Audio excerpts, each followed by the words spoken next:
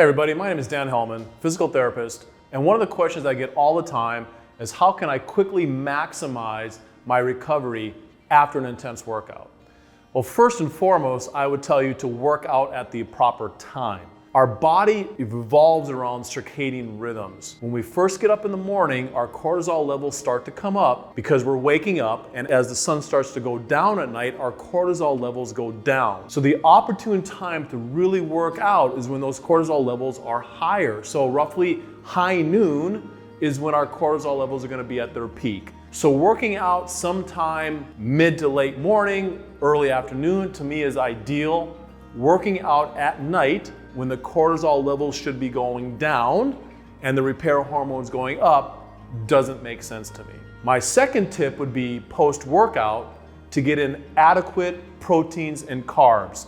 Now this is going to vary anywhere from 25 grams of protein and carbs to 150 grams of protein and carbs, depending on your body size, type, morphology, etc. For me personally, I weigh close to 200 pounds.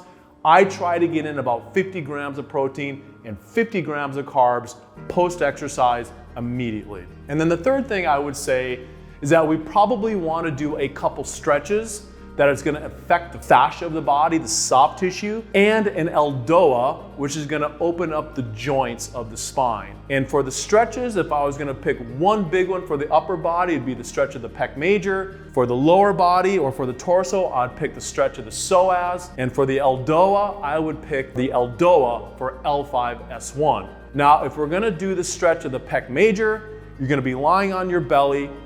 The arm that you're going to stretch is going to go up at about a 45-degree angle. The other hand is going to be like you're doing a push-up. You're going to turn your head to the side of the hand doing the push-up. The arm that you're stretching is going to be in full extension, full external rotation. Spread the fingers, pull the wrist back, and then keeping your chin down, you're going to roll onto your back. And the last thing you're going to do is you're going to feel like you're going to dislocate your arm out of its socket.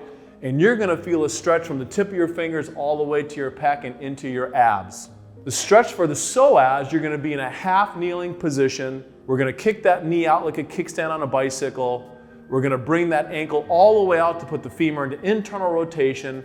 Now we're going to tuck the tail, and now we're going to come up away from the floor. The opposite arm is going to play Spider-Man. Spread the fingers, pull the wrist back. And now you're going to bring your pelvis straight forward into the camera. And the last thing you're going to do is feel like you're going to dislocate your hip out of its socket. And you're going to hold and breathe for 30 seconds, just like you did for the pec major. And then for the L5-S1 Eloa, you're going to put your butt up against the wall, legs straight up and down, feet about 10 to 12 inches apart, back on the floor, eyes down on the wall. You're going to internally rotate the femurs. You're going to pull your big toes down towards your nose. You're going to play Spider-Man with your arms, take them up all the way overhead, and now drive your arms away from you. And the last thing you're going to do without your low back coming away from the floor is you're going to drive your heels to the ceiling. And now you start your breathing sequence, in for 2, out for 4, breathing through the nose. And during that minute, you're going to try to take each body part a little bit further. For example, turn the knees in more, pull the toes down more, push the arms away from you more, etc., etc. And that is for the L5-S1 Eloa. And my fourth and final tip is to get to bed on time. We physically repair between the hours of 10 p.m. and 2 a.m. and we psychologically repair between the hours of 2 a.m.